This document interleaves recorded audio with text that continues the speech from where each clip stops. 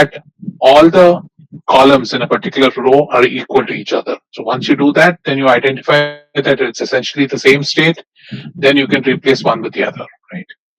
And so once we did that, we identified what our states were. And so we had a system with 5 states. And then the next step after that is to, now 5 states, right? So if you think about what is the minimum number of flip-flops needed to design a circuit with 5 states, it would be 3, because you need at least 3 flip-flops to code up the binary versions of these 5 states, right? And so we decided, let's do a 3 flip-flop version of the circuit, which means that we'll have 3 flip-flops A, B, and C. We'll have 3 flip-flops A, B, and C, and this A, B, and C are nothing but the outputs of this particular flip-flops.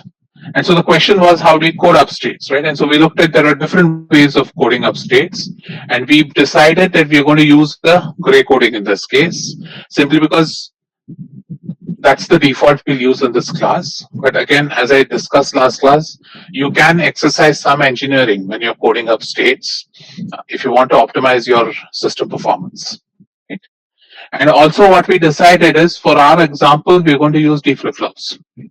And again, D flip-flops are the easiest component to use in design, simply because the characteristic equation of D flip-flop is very simple, right?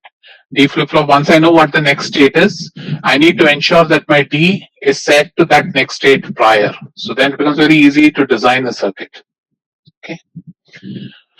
So let's now start filling up the truth table. So again, what we're doing here is we are coding up our states as in the gray code, right? So A, B, C, D, E are going to be coded up as 0, 0, 0, 0, 0, 1, all the way to 1, 1, 0.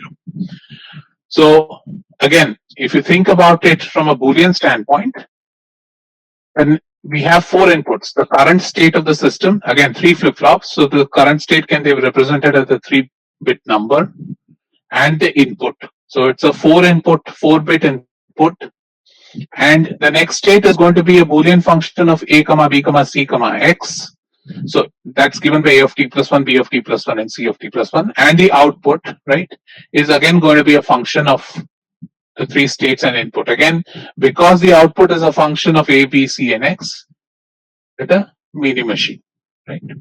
Now, this by default, I'm assuming it is a mealy. Now, when I do the Boolean expression, right, when I fill in this truth table and actually find the Boolean expression for Y, only when I get that expression, I can confirm if my assumption that it was mealy was correct or not, right? So suppose I find the Boolean expression of Y to be just a function of A, B, C, and not a function of X, then I can implement this as a Moore machine, right?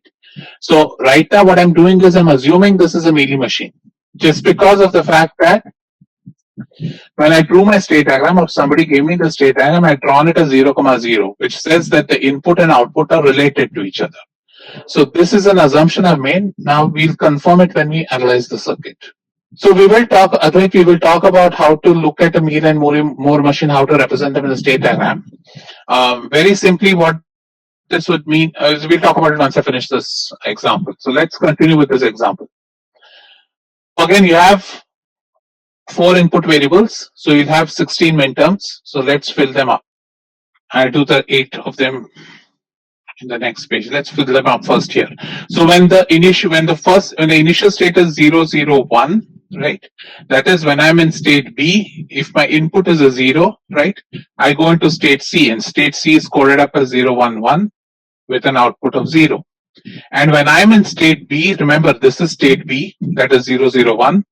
When my input is a 1, then I'm pushed into state D, and state D is given by 0, 1, 0 with an output 0, right? Similarly, 0, 1, 0. Now remember, the next state after 0, 0, 1 is 0, 1, 1 in gray code, right? It's not 0, 1, 0. So remember, this is your state D actually, and this is your state C, right? So now let's go to state C. In state C, when you're in state C and your input is a 0, you're pushed back into state A, right, with an output of 0. And when you are in state C and you have an input of 1, then you're pushed into state D with an output of 0. Again, so remember, when you're filling this truth table, right, you have to be careful because you've coded up the states in the gray code, whereas here you're writing everything in binary order. So keep in mind the differences and carefully fill this table. If you get this table wrong, then obviously your Boolean expressions are going to be wrong and your circuit is going to be wrong.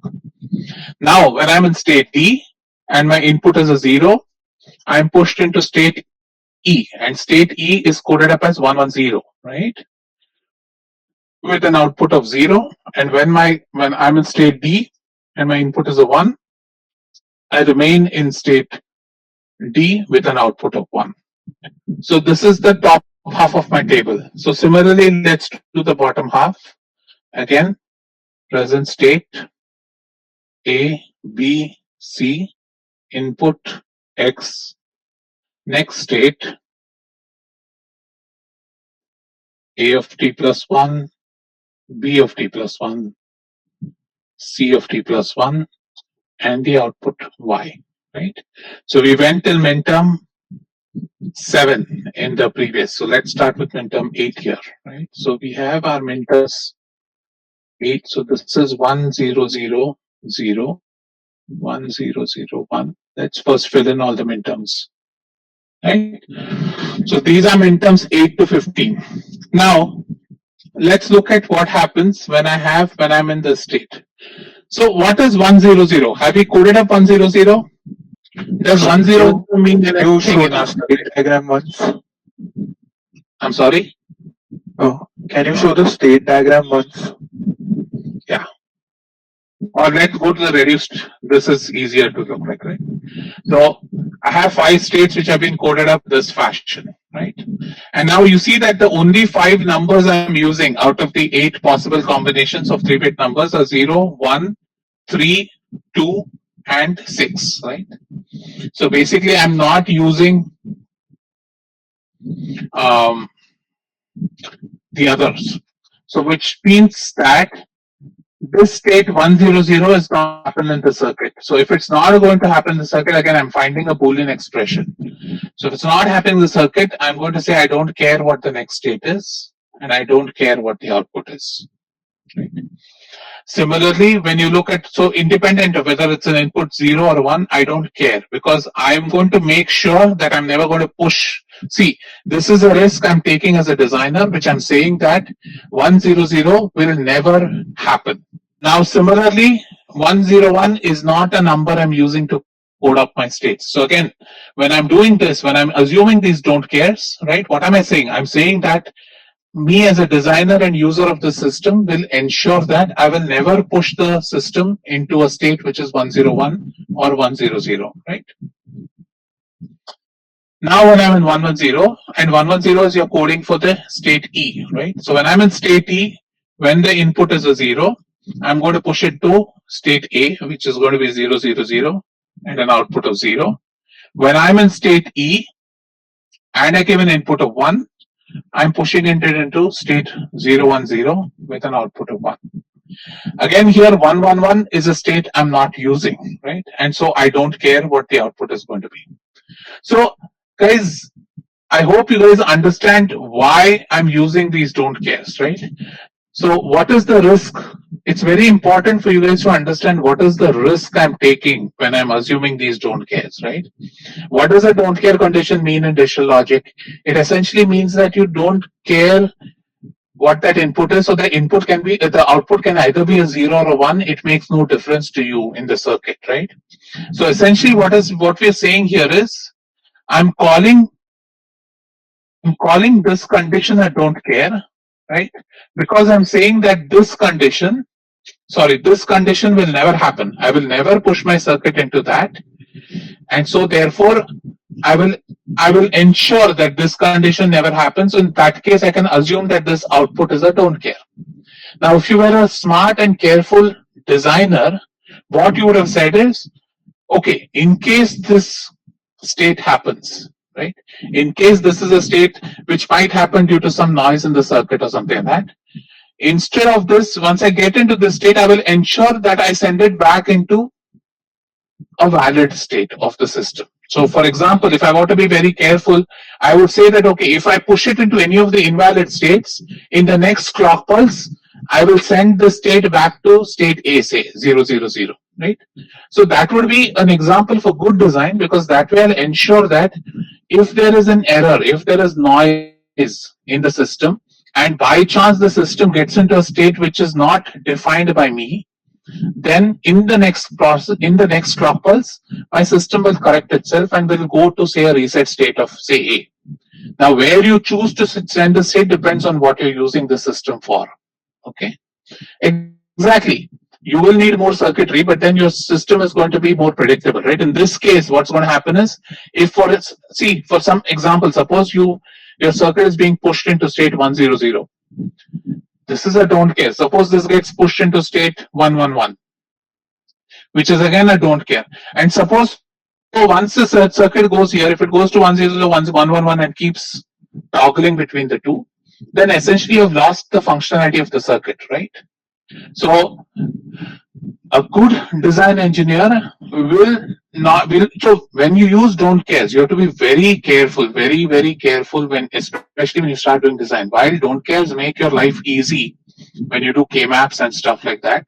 So in terms of reducing your circuit, your hardware that you're using, the circuit components you're using, while don't cares help you do that, you have to be very careful when you pick a condition as a don't care or not, right? Because you are intentionally making the judgment that I'm okay if this output goes to either 0 or 1 in this condition. So now that you have developed a truth table, right? So now the next step for you to think about is, suppose I want to, now let's look at individual flip-flops, right? Let's go back to this and let's see what the individual flip-flops. So remember, I will have three other columns, DA, DB, and DC. So what am I saying? I'm saying that suppose my initial state is 0 in A and my A of t plus 1 is 0, what should my D be in that case? If I want my current state to be 0 and my next state to also be 0, what should my D set up to, what should my D be equal to? 0, right? So what you see is that in the D flip-flop design, A of t plus 1, B of t plus 1, and C of t plus 1 are essentially the values what you have to set up for the three inputs of the flip-flops. Everybody following me? This is the key advantage of using a D flip-flop, right? Because what you're seeing is that, so suppose I want to go to 001, I need to ensure that if my current state of C is a 0 and my input comes as a 1, then I need to ensure that the DC is set up to be a 1 so that in the next clock cycle it goes to a 1, right? So what you're seeing is that these three variables are essentially what you have to give as inputs to the D flip-flop. So that when the clock edge comes in, this D flip-flop switch to whatever your next state is. Everybody following this logic? So now what you want to do now is, now you want to figure out, basically now use K-maps and figure out A of t plus 1 as a function of ABC and X, B of t plus 1 as a function of ABC and X, right? And C of t plus 1 as a function of ABC and X, right? So once you do that, then you can design the circuit, right? So this is what, so now go ahead and quickly tell me what the Boolean expressions are for the three inputs and for the output Y. So tell me what the Boolean expression for A of t plus 1 is, what B of t plus 1 is, which is nothing but, so D of A should be this, D of B should be this, D of C should be C of t plus 1, and Y should be what? So find the Boolean expressions for all the four. Neil, can you check your answer? Sanya, you're correct. Right. So you got your A of t plus 1 as A prime, because there's just one in that, there's just one in that K map, right? The don't cares you don't care about. How about the other two? You guys did the test yesterday, so K map should be pretty convenient to do now. So what is B of t plus 1 and what is C of t plus 1 and why? So let me give you the answers. Bx plus B prime plus the same term as A prime, B, C prime, X prime. DC is given by B prime into C XOR X. And now Y is given by BC prime X. Sir, DB should be A prime, B, C prime. There should be X prime. It gets combined. For which one? In the second one, it should be BX plus D prime Uh-huh. C plus A Right. prime B C prime. Yeah. Okay, so now tell me, is this a Moore machine or a Mealy machine? Right? So now you've justified that your assumption it's a Mealy is correct, and the reason being because you see your y is a function of x, right? So even remember, A, B, and C are going to change only at a clock edge, right? Whereas if you're between clock edges, suppose x changes, then your y will change, right? And so therefore, this is a Mealy. So now all you're left to is draw the circuit diagram. So how would I draw the circuit diagram? This is my D clock Q, Q prime. So I have three flip-flops. I give the same clock to all the three because there's only one system clock. This output is going to be A, this output is going to be B, and this output is going to be C, right? So this is C prime, this is B prime, and this is A prime. So all you have to do is construct the right circuit at this input. So this input is going to be basically take a 4-input AND gate, give A prime, B, C prime, and X. Right? And the advantage when you have flip-flops is that you get both the complement, the signal and the complement for free. So you don't need to use extra inverters. Right? You can just draw the signals from the output. Right? Similarly, you can create this circuit and/or circuit for DA and for DB and DC, and then you'll have to create a separate circuit for Y. Right?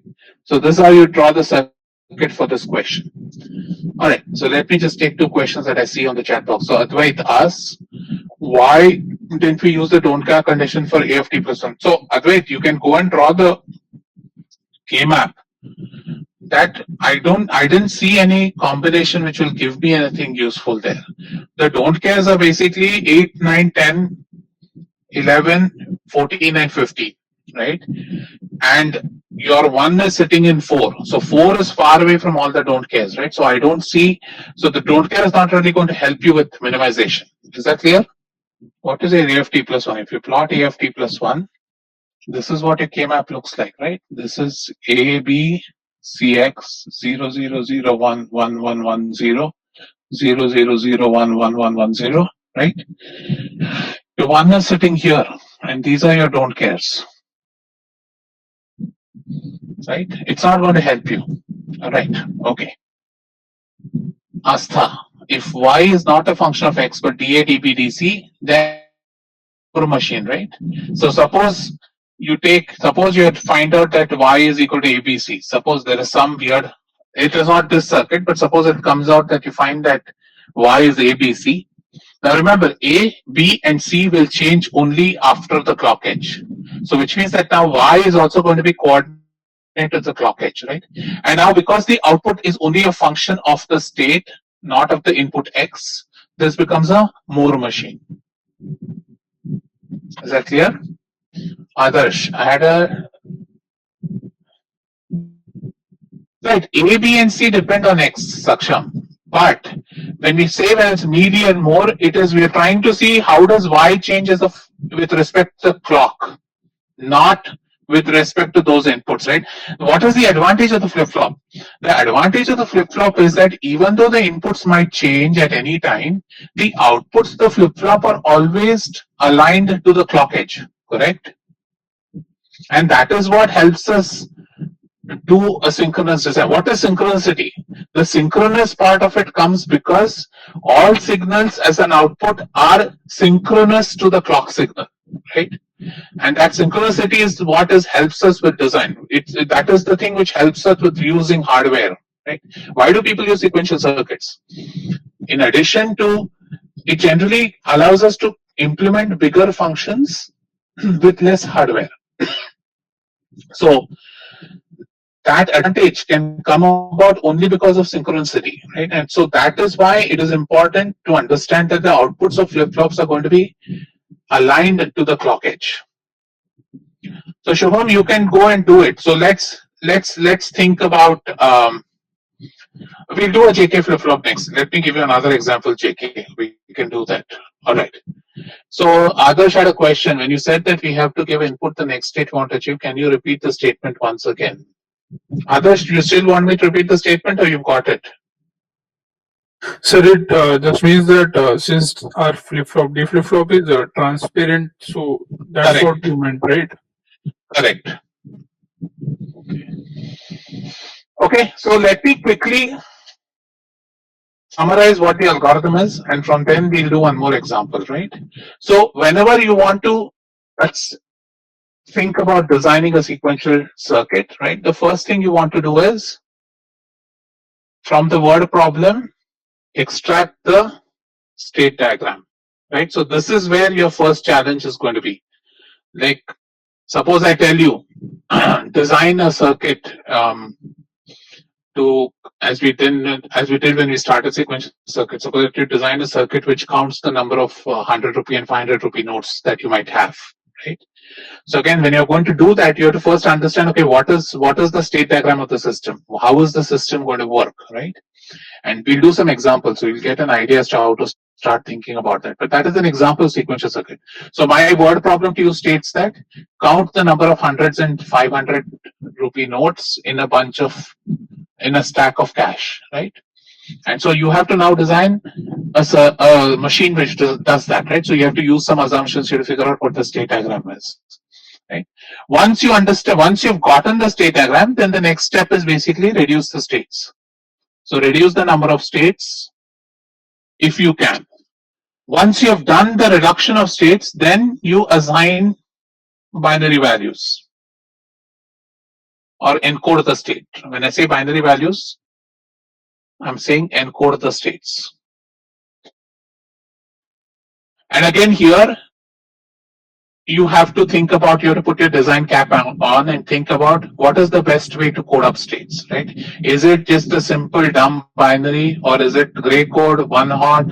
And again, all these things will come in as you start thinking of more applications. Once you get an idea about design, then you'll start making these judgments upfront. What is the best way to design the circuit?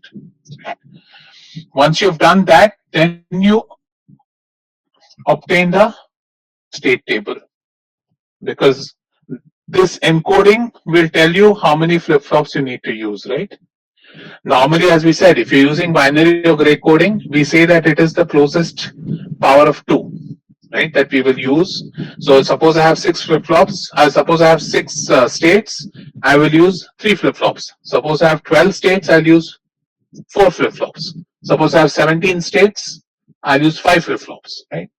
So the number of states, very simple gray code or binary conversion, you can quickly tell what the flip-flops are by knowing how many states are required. If you're using any other fancy coding, then you have to be aware of that and then decide how many flip-flops you need, right? So once you've coded this, the other way is, once you've done this coding, then you basically choose the type of flip-flop you want. Suppose you see, for example, let me give you a couple of examples. Suppose you see that, so if you've done these 3 flip-flops, let me actually flip the question, ask you guys. You've done a D flip-flop, you've done a JK flip-flop, and you've done a T flip-flop, right? So why would suppose I want to design a circuit, why would I use a JK flip-flop if you can design everything with a D flip-flop? What advantage does a JK give you? Have you guys thought about it? 4 conditions. So what does the 4 conditions help you with? It helps you reduce the logic outside the flip-flop, right? So having those 4 conditions kind of gives you, you're trying to break logic, right? So it's going to give you some more functionality at your flip-flop level itself. Right? Now, so once you start looking at this, once you've gotten this table, right, the binary coded table, suppose you end up seeing that a lot of transitions are just complementing. Right? You have a lot of cases where every time the clock comes in, you have to complement the input or complement the output, right? Then you would say, okay, this looks like a job for a T flip-flop, because T flip-flop will give me complements instantaneously. It doesn't care about inputs, right? So that will reduce the amount of logic I need to supply to the input of the flip-flop. And again, right now, I'm just looking when I've done like this example that I'm doing in class and also the next example. I'm saying that the three flip-flops have to be the same. It's not necessary, right? You can design a circuit where you have a few D flip-flops, you have a few JK flip-flops, you have a few T flip-flops, whatever you want, right? The only challenge that comes in, suppose you're going to design a circuit with multiple flip-flops, is multiple flip-flops tend to have different setup and hold times. And so then you have to be aware of which is your worst case condition and ensure that your signals are accordingly tuned, right? So the advantage of using one type of a flip-flop is that setup hold time are the same across all the three flip-flops. But suppose you have a D and a JK. Now a JK is going to be a slower flip-flop than a D flip-flop. So if you're planning to use a JK, then you should expect it to have a longer clock to Q delay. You should have it a longer setup time delay. So that way you have to be careful about the signals, right? And so once you've chosen the flip-flop, then again it goes to the same. Then it's again standard process. Once the flip-flop has been chosen, then you derive the Boolean expression for the input.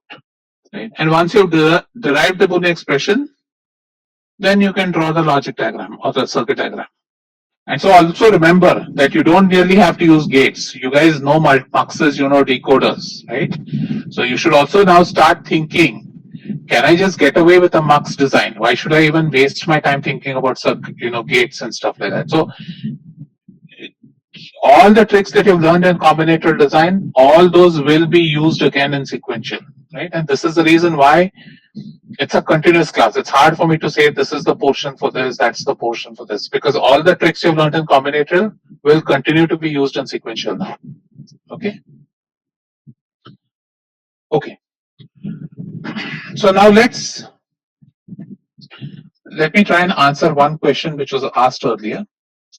Suppose I had a melee na and versus a more state diagram. How does the state diagram look different? The way you would show a state diagram which is a more state diagram, a more machine state diagram, is you write the output within the state. Because remember, here now the output is a function of the state only, right? So in the more state diagram, your outputs would be sitting in the various states of the system. Whereas in the melee, your output will sit on the transition line. So even here, suppose you're doing this 0, 1, 1, your input will still sit on the transition, but your output is always going to be sitting inside the state. Is that clear? That's the only difference. That's how, looking at a state diagram, you can make a judgment whether it's a more or a melee. But then given a question, you'll have to figure out if something is a more or melee. Okay. So let's do this now using JK flip-flops. I'll give you a state diagram and let's try and. So here now I'm telling you we want to design this using JK flip-flop. So if I'm in 0, 0, I continue to remain in 0, 0 when the input is 0. If it's 1, I go to 0, 1. If it's 1, I continue to remain in 1. If it is 0, I go here. If I'm in 0, I stay in the same state.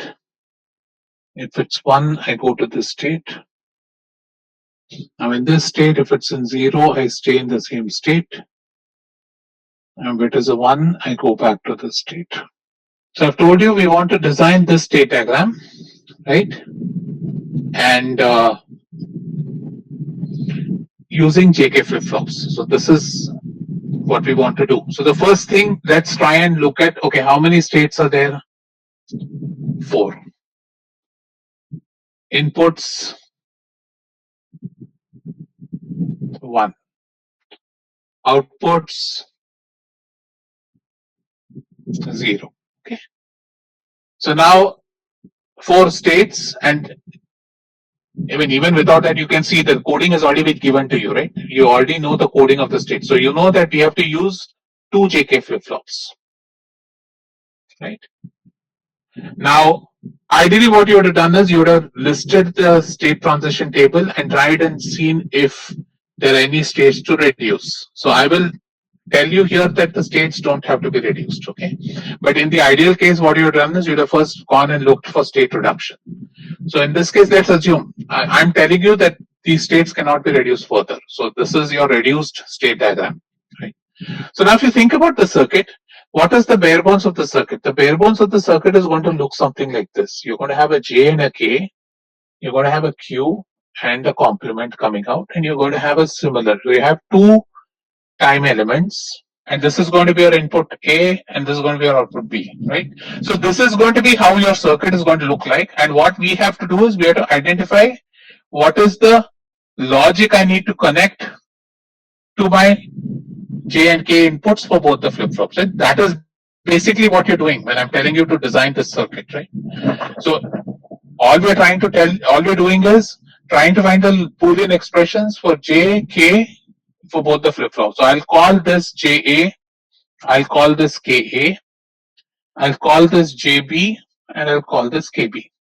So what I want to do now is I want to figure out what is the Boolean expression for JA, KA, JB, and KB in terms of some input. Let's call the input X. So in terms of, so all these four JA, JB, KA, KB are going to be functions of A, B, X, right?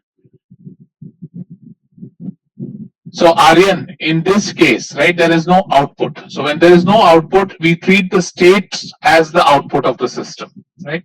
Because here explicitly I'm not called for an output. The output of the circuit is treated to be the state of the system, in which case it is a Moore machine, because the output is nothing but the state. Okay. All right. So now let's try and work out what the state table is going to be. Okay. So again, let's do the present state, input, next state, and from that I need to identify JA, KA, JB, JB. So this is AB, X, A of t plus 1, B of t plus 1, right? So again, all these are going to be 3 variable inputs. So let's first fill in the 8 rows of the call. So it's going to be 0, 0, 0, 0, 0, 1, 0, 1, 0, 0, 1, 1, 1, 0, 0, 1, 0, 1, 1, 1, 0, and 1, 1, 1. Right? So let's go back to the state diagram. When I'm in 0, 0 and my input is a 0, my output has to be, my output has to be 0, right? It has to be in the same state. And if my input is a 1, I push it to state 0, 1. So I'm saying this and this, right? Now let's look at when I'm in 0, 1. When I'm in 0, 1, if I give an input of 0, I push it to 1, 0. And if I give an input of 1, I keep it in 0, 1, right? So this is going to be 1, 0 and 0, 1. Similarly, when I'm in 1, 0, if I give an input of 0, I keep it in 1, 0. If I give an input of 1, I send it to 1, 1. So in this case, it remains in the same state 1, 0. And otherwise, I send it to 1, 1. And finally, when I'm in 1, 1, I keep it in 1, 1 if my input is 0, or I send it back to 0, 0 if my input is 1. I keep it in 1, 1 if my input is 0, or send it back to 0, 0. Okay? So now you've identified what the present state is, what the next state is. Now let's look at the, so remember always, this is an output from the flip-flop A, and this is an output from flip-flop B, right? And so you're going to pick J and K in such a way that this transition happens.